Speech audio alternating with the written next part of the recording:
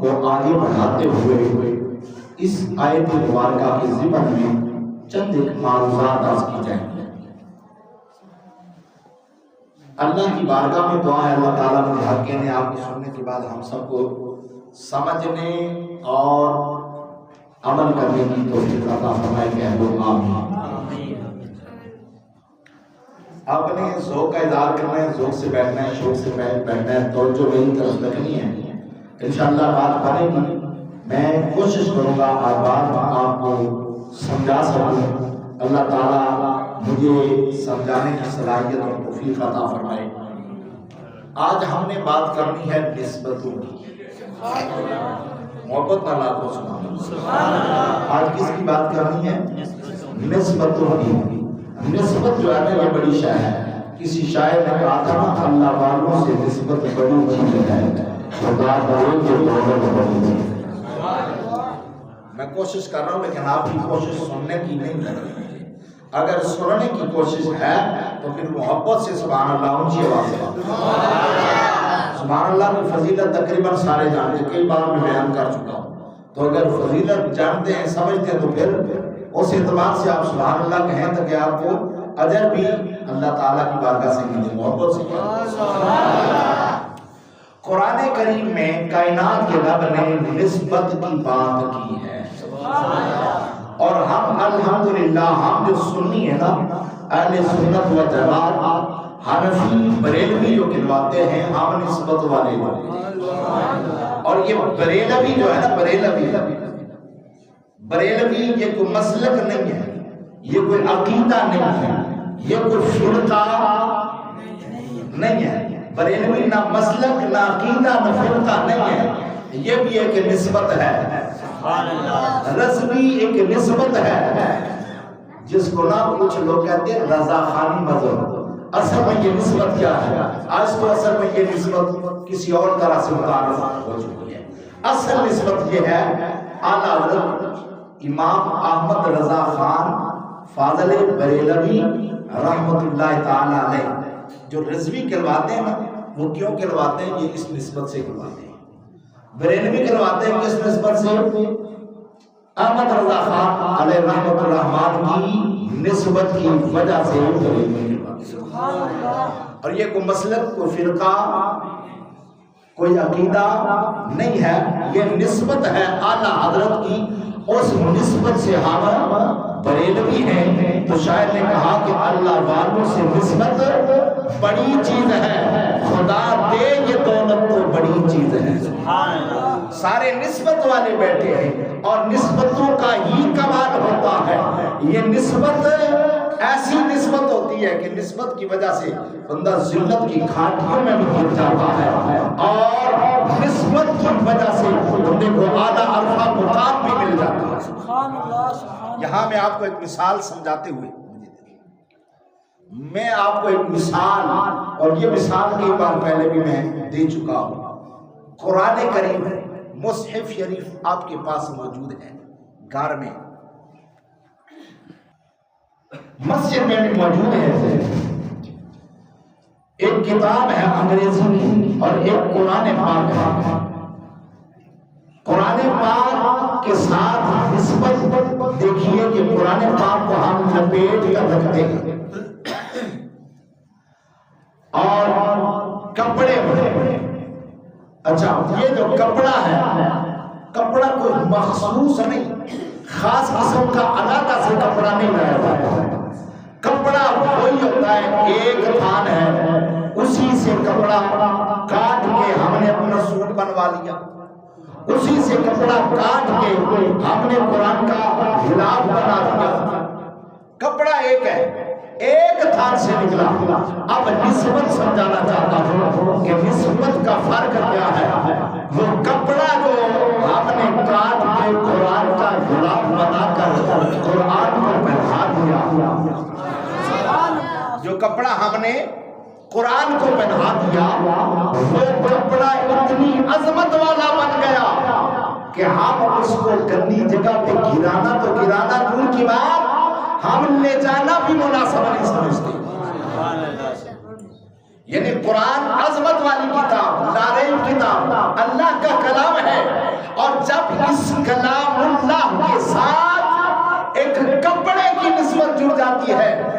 کپڑا اتنا باکمال بن جاتا ہے، باعظمت بن جاتا ہے کہ جب ہم اس کو اتارتے بھی ہیں تو جب اس کو دھوئیں گے نا اس کا جو پانی ہوگا میل والا،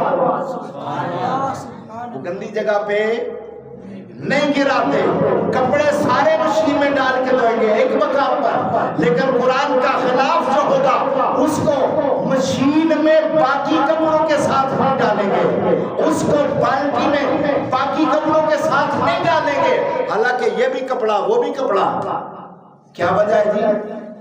وجہ یہ ہے کہ اس کی نسبت اعلیٰ ہے، اس کی نسبت اعلیٰ ہے، دھونے کے لیے اس کا پانی علیحدہ سے صاف ستھرا لیں گے، اس کو دھونے کے بعد جو اس کا پانی ہوگا مستعمل اس پانی کو صاف جگہ پر علیحدہ گرائیں گے جہاں پہ کوئی گندگی نہ ہو، کیونکہ اس کپڑے کی نسبت قرآن سے ہوگی، تو قرآن کی نسبت سے کپڑا باعظمت بن گیا۔ کپڑے کو قرآن کی نسبت ملی تو ہم اس کا ادب کرتے ہیں، یہ قرآن کا خلاف ہے، بجائے اس کو کسی اور کپڑے کو اتنی اہمیت نہیں ہوتی ہے۔ باقی سارے پہلے بچارے جس طرح بھی کپڑے ہیں ان سب کو کپڑا ایک مقام پہ رکھتے ہیں دھوتے ہیں، لیکن قرآن کے خلاف وہ الگ یہ نسبت سمجھا رہا۔ اچھا یہی نسبت ہے، کچھ اشیاء ہیں جو جن سے آدم میں سے نہیں، جن سے آدم میں سے نہیں، لیکن وہ جنتی ہیں، وہ جنتی ہیں۔ جیسے ہدہد پرندہ ہے، ہدہد پرندہ ہے جو حضرت سلیمان علیہ السلام کا خط لے کر ملکہ بلقیس کے پاس گیا، یہ پرندہ جنتی ہے۔ صالح علیہ السلام کی اونٹنی بھی جنتی ہے، صالح علیہ السلام کی اونٹنی اس کی نسبت نبی سے ہے، ہدہد کی نسبت نبی سے ہو گئی، چلو وہ نبی ہیں۔ آئیے ولی کی بات کر لیتے ہیں، اصحاب کہف کا کتا بھی جنتی ہے، اصحاب کہف کا کتا بھی جنتی ہے، اور یہ بات میں اپنے پاس سے نہیں کر رہا بلکہ یہ بخاری و مسلم کی حدیث ہے۔ کچھ اشیاء ایسی ہیں جو جن سے آدم میں سے نہیں ہیں، جانور ہیں جو پائے ہیں لیکن وہ جنتی ہیں، کیوں کہ ان کی نسبتیں اعلیٰ،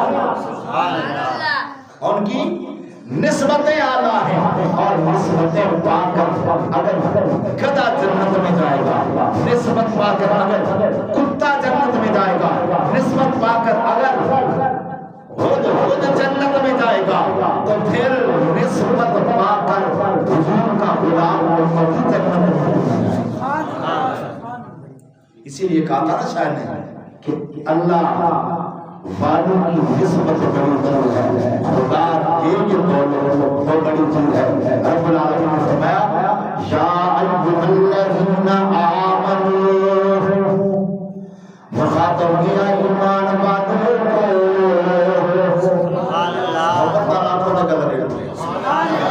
رب العالمین نے ایمان والوں کو مخاطب کیا، مخاطب کر کے رب العالمین فرماتا ہے یا ایھا الذین آمنوا، اے ایمان والوں،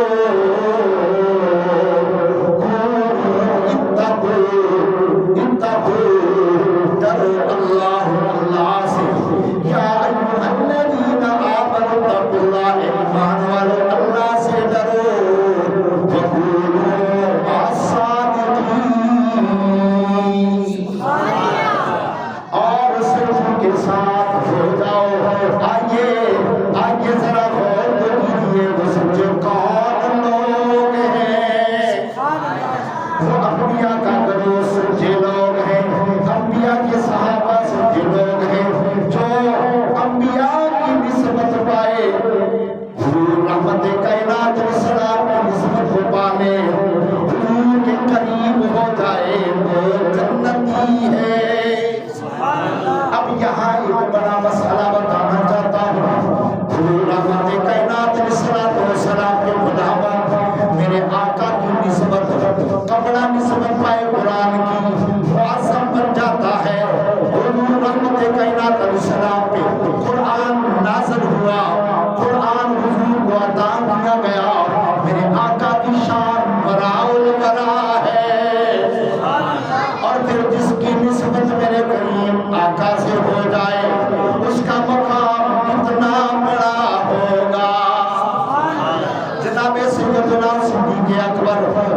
اللہ تعالی عنہ سچوں کے امام جن کو بارگاہ مصطفی میں صدیق کا لقب مل چکا ہے.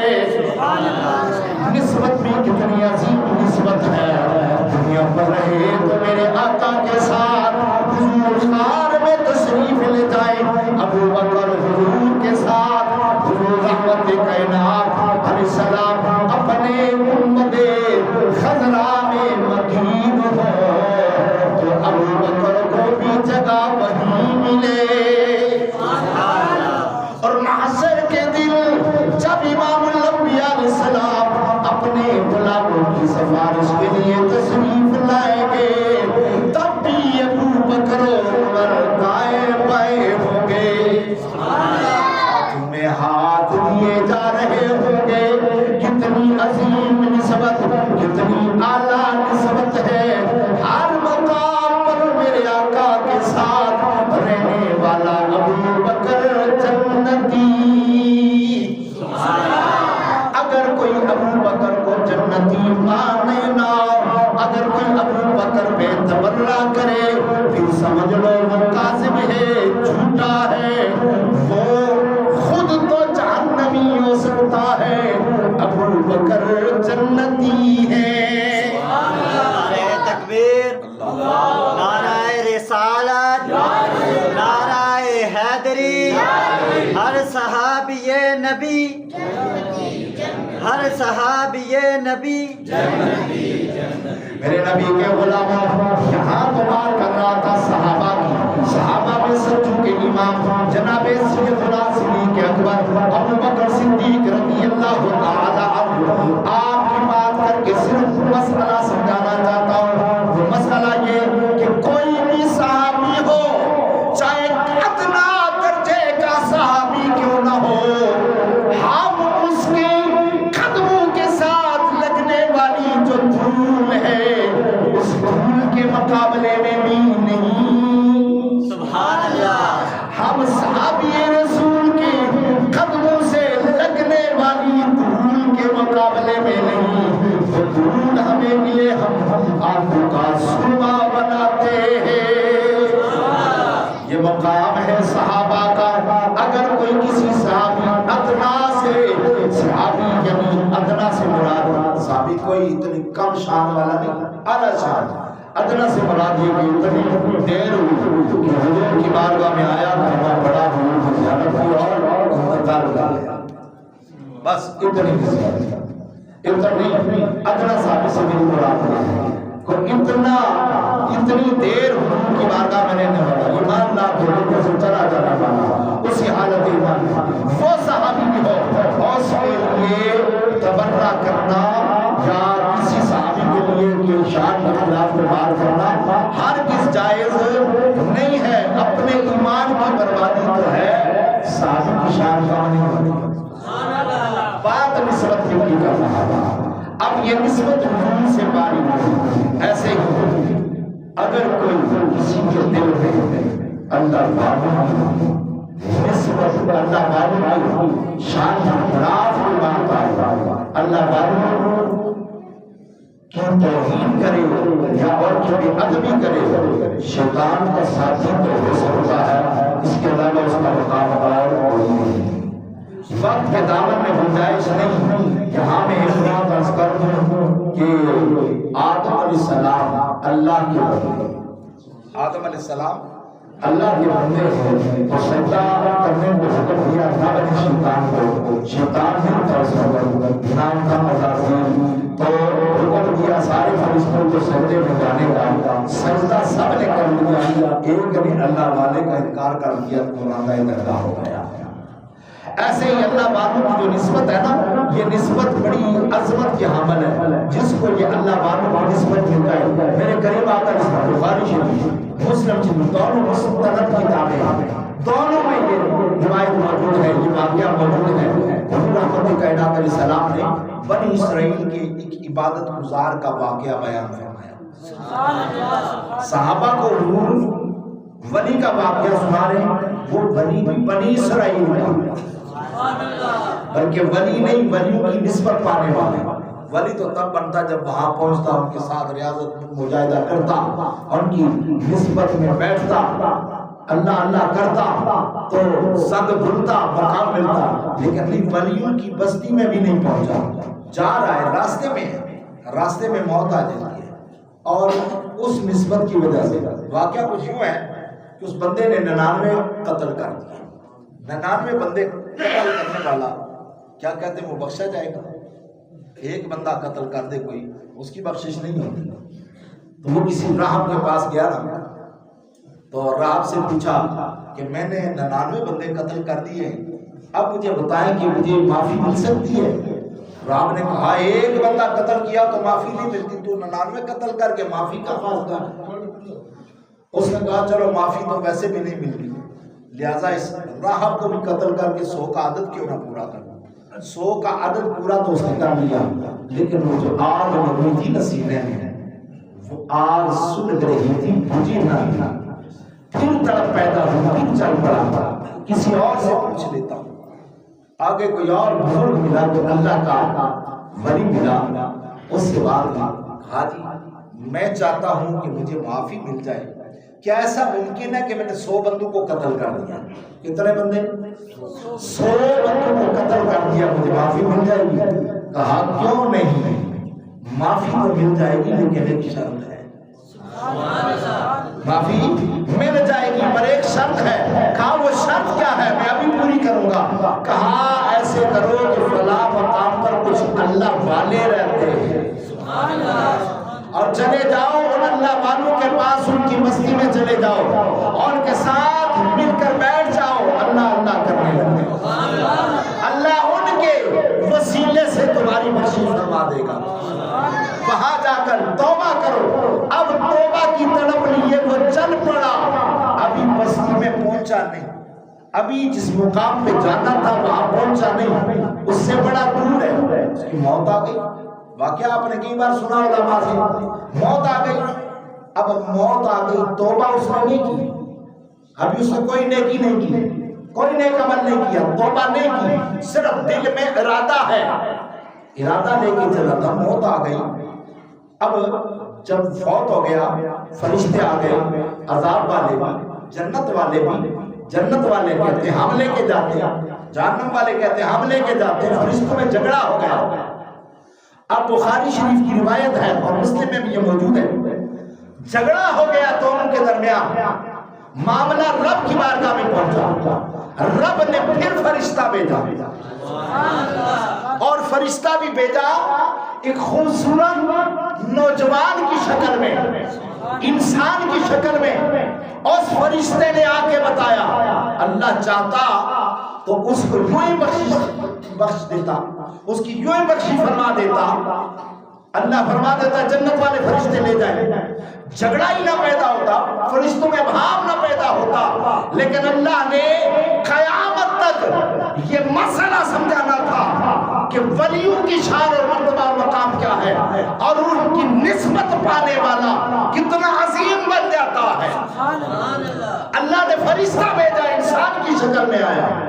اب میں یہاں پہ بات کھولوں تو بڑی دور چلی جائے گی، ٹائم نہیں ہے، بس میری بات کو سمجھا کے کلوز کرنا ہے۔